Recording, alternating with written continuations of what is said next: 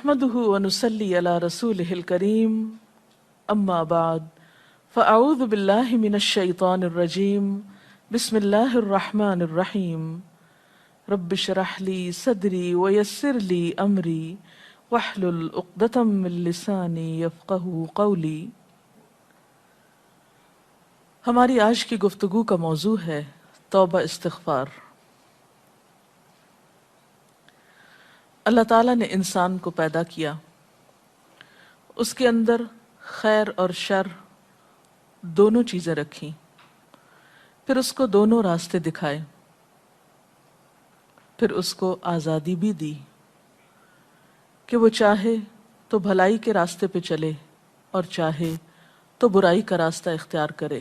انسان کو اللہ تعالیٰ نے جس راستے کے لیے پسند کیا وہ خیر و بھلائی کا راستہ ہے، اور اس راستے پہ چلانے کے لیے ہر دور میں پیغمبر بھیجے۔ سب سے پہلے انسان حضرت آدم علیہ السلام ایک پیغمبر بھی تھے۔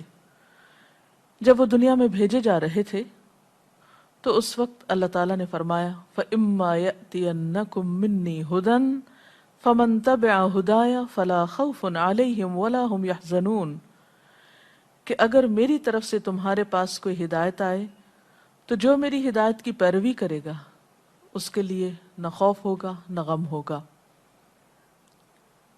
تو گویا خوف اور غم کے علاج کے لیے انسان کو جو نسخہ بتایا گیا وہ اللہ تعالیٰ کی طرف سے آئی ہوئی ہدایت کی پیروی کرنا، یا دوسرے لفظوں میں زندگی گزارنے کا وہ طریقہ اختیار کرنا جو اللہ تعالیٰ کی مرضی کے مطابق ہو۔ لیکن انسان اس کے لیے اس دنیا میں آنے کے بعد بہت سی آزمائشیں بھی ہیں۔ انسان کے ساتھ اس کا نفس بھی ہے، شیطان بھی ہے، پھر بسا اوقات انسان کا ماحول بھی ایسا ہوتا ہے کہ جس کے دباؤ میں آ کر انسان اللہ تعالیٰ کا راستہ چھوڑ کر یا اس کی مرضی اور رضا کا راستہ چھوڑ کر اللہ تعالیٰ کی نافرمانی کا راستہ اختیار کر لیتا ہے۔ ایسا کرنا اس کے لیے نہ دنیا میں فائدے کا باعث ہوتا ہے اور نہ ہی آخرت میں۔ انسان جب اللہ کی نافرمانی کرتا ہے، گناہ کرتا ہے، تو ہمیشہ پریشانی، احساس ندامت اور غم کا شکار ہوتا ہے، یعنی نتیجتاً دکھ اور پریشانی اس کا مقدر ہوتی ہے۔ ایسے میں انسان کیا کرے؟ انسان چونکہ فرشتہ نہیں، اس لیے یہ ممکن نہیں کہ اس سے کوئی غلطی نہ ہو۔ غلطی تو ہوگی کیونکہ انسان ہے، بھول چوک بھی ہے، خواہشات نفس بھی ہیں، تو یہ ہو نہیں سکتا کہ اس سے غلطی نہ ہو۔ اور انسان شیطان بھی نہیں کہ اس سے کوئی اچھائی نہ ہو اور صرف برائی ہی کرے، نہیں، انسان ان دونوں کے بیچ کی چیز ہے۔ اب سوال یہ پیدا ہوتا ہے کہ اگر انسان سے انسان ہونے کے ناطے غلطی ہو جائے، خطا ہو جائے، بھول چوک ہو جائے، وہ اللہ کی نافرمانی کا کام کر بیٹھے، تو پھر اس کے بعد کیا کرے؟ دو طریقے ہو سکتے ہیں۔ ایک تو یہ کہ وہ مایوس ہو جائے، گناہ پر اصرار کرتا چلا جائے اور بالآخر ہلاکت کا شکار ہو، اور دوسرا راستہ اور دوسرا طریقہ پلٹنے کا راستہ ہے، توبہ کا راستہ ہے، بھولنے کے بعد واپس لوٹنے کا راستہ ہے، اور یہی راستہ اس کے لیے پسندیدہ راستہ ہے۔ قرآن پاک میں اللہ سبحانہ وتعالیٰ فرماتا ہے وَالَّذِينَ إِذَا فَعَلُوا فَاحِشَةً أَوْ ظَلَمُوا أَنفُسَهُمْ ذَكَرُوا اللَّهَ فَاسْتَغْفَرُوا لِذُنُوبِهِمْ وَمَن يَغْفِرُ الذُّنُوبَ إِلَّا اللَّهُ وَلَمْ يُصِرُّوا عَلَى مَا فَعَلُوا وَهُمْ يَعْلَمُونَ۔ اور اگر کبھی ان سے کوئی فحش کام سرزد ہو جاتا ہے یا وہ اپنے اوپر زیادتی کر بیٹھتے ہیں تو انہیں خدا یاد آ جاتا ہے اور وہ اس سے اپنے گناہوں کی معافی مانگ لیتے ہیں، اور خدا کے سوا اور کون ہے جو گناہوں کو معاف کر سکتا ہو، اور وہ جانتے بوجھتے اپنے کیے پہ ہرگز اصرار نہیں کرتے۔ یعنی گناہ کرنے کے بعد ان کے اندر جب احساس ندامت اٹھتا ہے وہ اللہ تعالیٰ کی طرف متوجہ ہو کے معافی مانگنے لگتے ہیں اور گناہ چھوڑ دیتے ہیں، اس پر اصرار نہیں کرتے۔ ایسے ہی لوگ اللہ تعالیٰ کے پسندیدہ لوگ ہوتے ہیں۔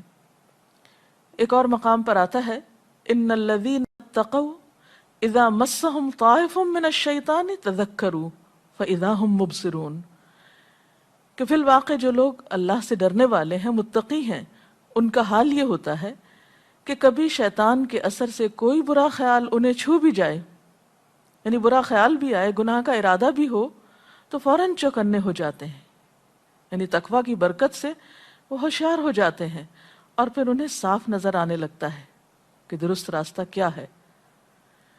نبی صلی اللہ علیہ وسلم نے فرمایا سارے کے سارے انسان خطا کار ہیں اور بہترین خطا کار وہ ہیں جو بہت زیادہ توبہ کرنے والے ہیں۔ تو توبہ کرنا بندے کے حق میں ایک پسندیدہ عمل ہے۔ قرآن پاک میں اللہ تعالیٰ اپنے پیارے بندوں کی ایک خاص خوبی کا ذکر کرتے ہیں کہ وَبِالْأَسْحَارِ هُمْ يَسْتَغْفِرُونَ، کہ سحری کے وقت وہ استغفار کرتے ہیں، معافی مانگتے ہیں۔ پیغمبروں کے ذریعے بھی بارہا انسانوں کو یہی سبق سکھایا گیا کہ وَاسْتَغْفِرُوا رَبَّكُمْ ثُمَّ تُوبُوا إِلَيْهِ، اپنے رب سے بخشش طلب کرو پھر اس کی طرف لوٹ جاؤ، واپسی کا راستہ اختیار کرو۔ ان ربی رحیم ودود، بے شک میرا رب بہت رحم فرمانے والا، بہت محبت کرنے والا ہے۔ یعنی ایسا نہیں کہ اگر کسی انسان سے کوئی غلطی ہو جائے تو پھر وہ معاف نہیں کرتا اور ہمیشہ کے لیے وہ اس کی نظروں سے گر جاتا ہے، نہیں، 100 بار بھی اگر کوئی غلطی کرتا ہے اور پھر اس کو احساس ندامت ہوتا ہے، شرمندگی ہوتی ہے اور وہ پلٹتا ہے تو اللہ تعالیٰ اس کو معاف کرتا رہتا ہے۔ ایک حدیث میں آتا ہے ان اللہ یقبل توبۃ العبد ما لم یغرغر، اللہ بندے کی توبہ اس وقت تک قبول کرتا ہے جب تک کہ وہ آخری دموں پہ نہ ہو یا اس کی سانس نہ اکھڑ جائے، یعنی مرتے دم تک توبہ قبول ہوتی رہتی ہے۔ ہاں یہ الگ بات ہے کہ ایک انسان جب فوت ہو جاتا ہے اور وہ شرک کی حالت میں ہوتا ہے یا کفر کی حالت میں ہوتا ہے یا کسی کبیرہ گناہ کے ارتکاب کی حالت میں ہوتا ہے اور توبہ کیے بغیر مر جاتا ہے، تو مرنے کے بعد جب سزا سامنے آ جاتی ہے، اللہ تعالیٰ کی ناراضگی اور غصہ سامنے آ جاتا ہے، تو پھر توبہ کا موقع نہیں رہتا۔ اس لیے ہمیں کبھی بھی اللہ تعالیٰ کی رحمت سے نا امید نہیں ہونا چاہیے، گناہ کتنا بھی بڑا ہو جائے، غلطی کتنی بھی بڑی ہو، لیکن کبھی مایوسی پاس نہ پٹکنے پائے۔ قرآن پاک میں اللہ تعالیٰ فرماتے ہیں یا عبادی الذین اسرفوا علی انفسہم لا تقنطوا من رحمت اللہ ان اللہ یغفر الذنوب جمیعا انہ هو الغفور الرحیم، اے میرے وہ بندو جو اپنی جانوں پر زیادتی کر بیٹھے ہو، اللہ کی رحمت سے ہرگز مایوس نہ ہونا، یقیناً وہ تمہارے سارے کے سارے گناہ معاف فرما دے گا، وہ بہت ہی معاف فرمانے والا اور بڑا ہی مہربان ہے۔ اور تم اپنے رب کی طرف رجوع کرو اور اس کی فرما برداری بجا لاؤ، وَأَنِيبُوا إِلَىٰ رَبِّكُمْ وَأَسْلِمُوا لَهُ مِن قَبْلِ أَن يَأْتِيَكُمُ الْعَذَابُ ثُمَّ لَا تُنصَرُونَ، اس سے پہلے کہ تم پر وہ عذاب آ جائے کہ پھر تم کہیں سے بھی مدد نہ پا سکو۔ یعنی آخرت میں جب سزا سامنے آ جائے گی تو کوئی بھی شخص کتنی بھی توبہ کرے، کتنا بھی روئے دھوئے، پھر معافی نہیں ہو سکتی۔ ہاں جب تک وہ زندہ ہے کتنا بھی بڑا قصور ہے اس کی معافی ہو سکتی ہے۔ ہاں اس کا یہ مطلب نہیں کہ انسان جان بوجھ کر غلطی کرنا شروع کر دے کہ معافی تو ہو ہی جائے گی اس لیے جو چاہے میں کروں، کیا معلوم کہ پھر اس کے بعد، اس غلطی کے بعد توبہ کا موقع ملتا ہے یا نہیں۔ تو جان بوجھ کر غلطی نہیں کرنی چاہیے۔ اس سلسلے میں ہم دیکھتے ہیں حضرت یوسف علیہ السلام کے ساتھ جو کچھ ہوا، ان کے بھائیوں نے انہیں اندھے کنویں میں دھکیلا اور ان پر چوری کا الزام لگایا اور بہت زیادہ زیادتی کی، لیکن اتنے بڑے قصور کے بعد جب ان کو احساس ہوتا ہے کہ ہم غلط تھے تو وہ فوراً اپنے رب کے حضور معافی مانگتے ہیں اور اپنے والد سے بھی درخواست کرتے ہیں کہ آپ بھی اللہ تعالیٰ سے ہمارے لیے معافی کی درخواست کیجئے۔ یا ابا نستغفر لنا ذنوبنا انا کننا خاطئین، اے ابا جان ہمارے گناہوں کی بخشش کے لیے دعا کیجئے، واقعی ہم بڑے خطا کار تھے۔ اب یہ کوئی چھوٹا جرم نہیں تھا کہ ایک معصوم بچے کو بغیر کسی جرم کے کنویں میں پھینکا گیا اور اس پر چوری کا الزام بعد میں لگایا گیا، لیکن جب احساس ہوا تو پھر توبہ کر لی۔ تو ان کے والد نے بھی ان کے لیے پھر کیا کہا تھا؟ قال سوف استغفر لکم ربی، کہ میں جلد ہی تمہارے لیے استغفار کروں گا، انہ هو الغفور الرحیم، بے شک وہ بخشش فرمانے والا مہربان ہے، یعنی وہ ضرور معاف کر دے گا۔ اور پھر ایک گناہ ہو یا زیادہ ہو، چھوٹا گناہ ہو یا بڑا گناہ ہو، توبہ کرنے میں دیر نہیں لگانی چاہیے، اور کبھی مایوس ہو کر کہ میرے تو گناہ معاف ہو نہیں سکتے، توبہ میں تاخیر نہیں کرنی چاہیے۔ اس سلسلے میں ہمیں احادیث کی صحیح کتابوں میں ایک واقعہ ملتا ہے۔ نبی صلی اللہ علیہ وسلم نے پچھلی اقوام کا ایک صحیح واقعہ اپنے صحابہ کرام کو سنایا کہ ایک شخص تھا جس نے 99 قتل کیے تھے، 99۔ تو اتنے قتل کرنے کے بعد اس کے دل میں خیال آیا کہ مجھے اپنے گناہ کی معافی مانگ لینی چاہیے۔ تو وہ کسی عابد و زاہد شخص کے پاس گیا اور اس سے پوچھا کہ کیا میری معافی ہو سکتی ہے؟ تو اس نے کہا کہ تم نے تو اتنے جرم کیے ہیں، تمہاری معافی نہیں ہو سکتی۔ اس نے اس کو بھی قتل کر دیا، اور یوں پورے 100 کا قاتل ہو گیا، یعنی 100 لوگوں کا قاتل ہو گیا۔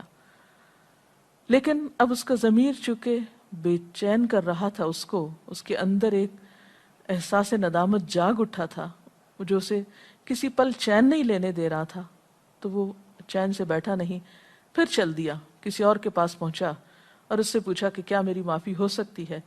تو اس نے کہا ہاں، اللہ تعالیٰ سارے گناہ معاف کر سکتا ہے، بشرط یہ کہ تم سچے دل سے توبہ کر لو اور آئندہ اس غلطی کا ارتکاب نہ کرو، اور اس کے لیے ضروری یہ ہے کہ تم جس ماحول میں رہتے ہو اس کو چھوڑ دو۔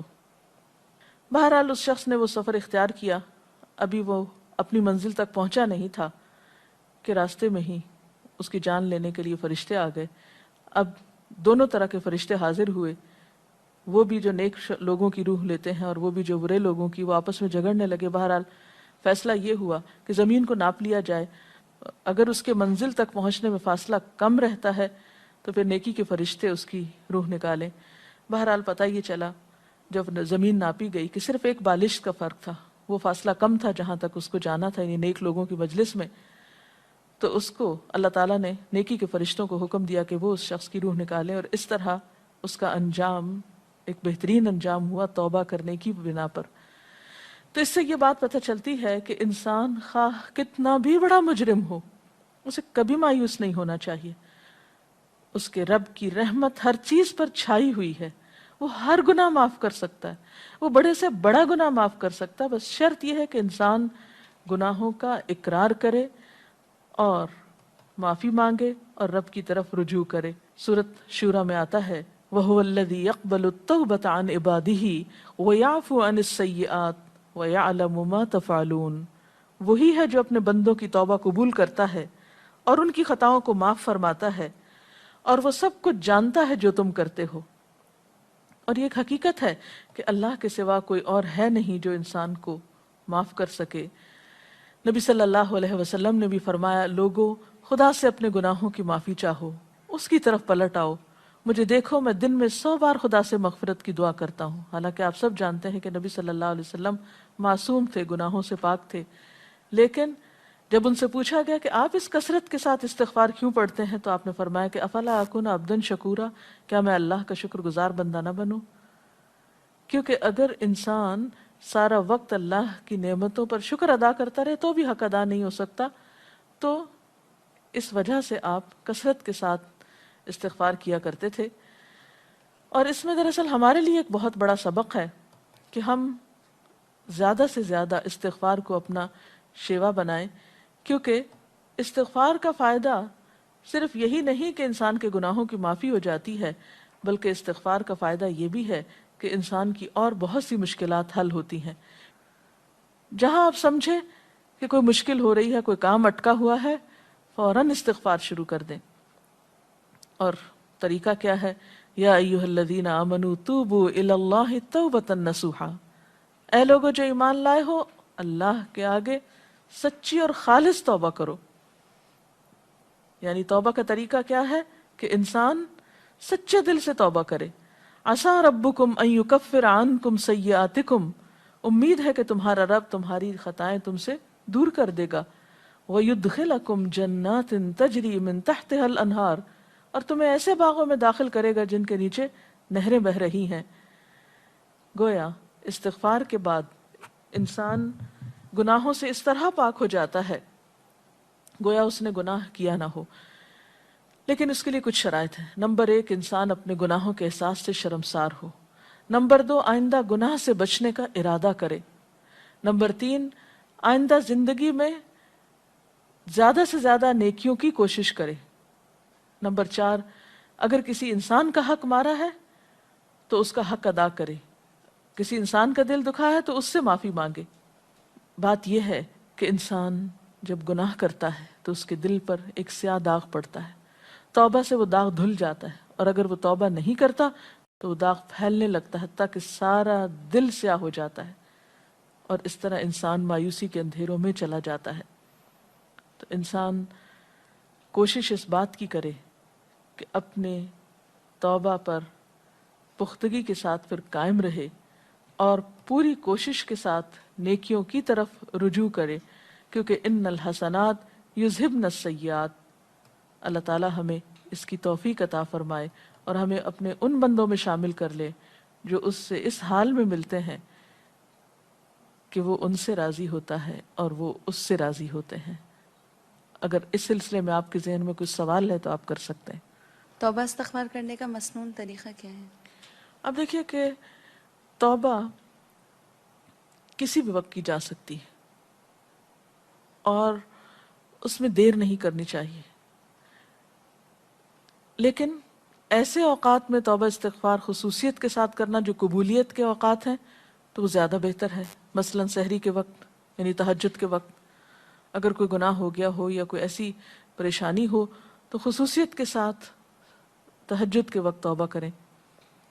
پھر اسی طرح دعا کی قبولیت کے جتنے بھی اوقات ہیں، مثلا اذان سننے کے بعد، قرآن پاک پڑھنے کے بعد، اسی طرح حج عمرے کے موقع پر، روزہ افطار کرنے کے وقت، نماز پڑھنے کے بعد، یہ وہ اوقات ہیں جن میں زیادہ سے زیادہ دعائیں قبول ہوتی ہیں. پھر اسی طرح یہ ہے کہ استغفار کے جو مسنون الفاظ ہیں ان کا اہتمام کیجیے.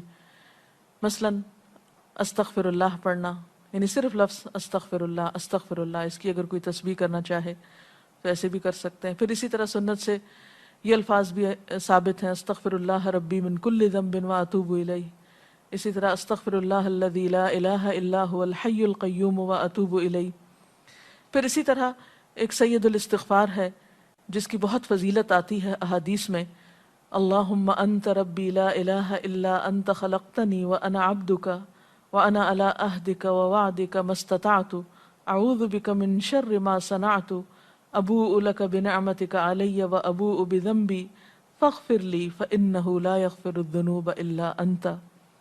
اس کا ترجمہ ہے، خدایا تو میرا پروردگار ہے، تیرے سوا اور کوئی معبود نہیں، تو نے مجھے پیدا کیا، میں تیرا بندہ ہوں، میں نے تجھ سے بندگی اور اطاعت کا جو وعدہ کیا ہے اس پر اپنے حیثیت کے مطابق قائم ہوں، اور جو گناہ بھی مجھ سے سرزد ہوئے ان کے نتائج بد سے بچنے کے لیے میں تیری پناہ کا طالب ہوں.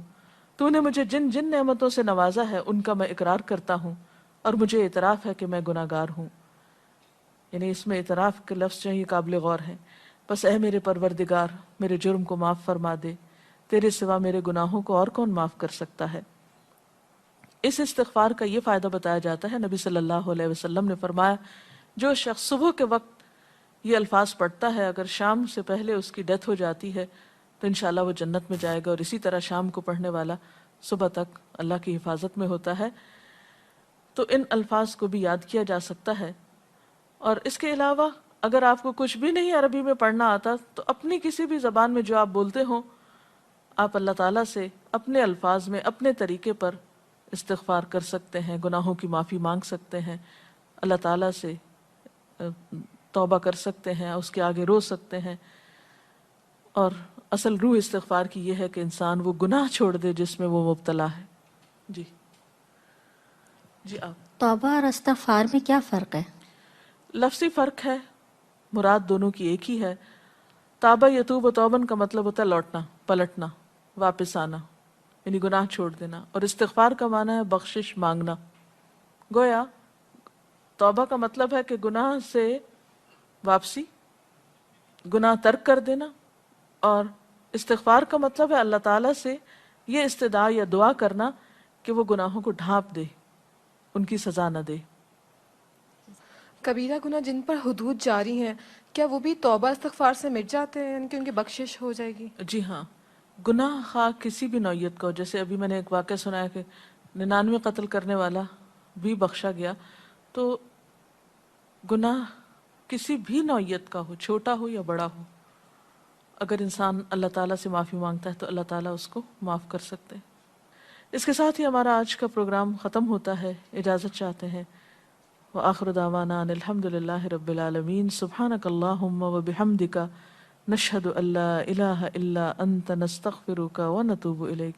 والسلام علیکم ورحمۃ اللہ وبرکاتہ۔ الله أكبر الله أكبر لا إله إلا الله والله أكبر الله أكبر ولله الحمد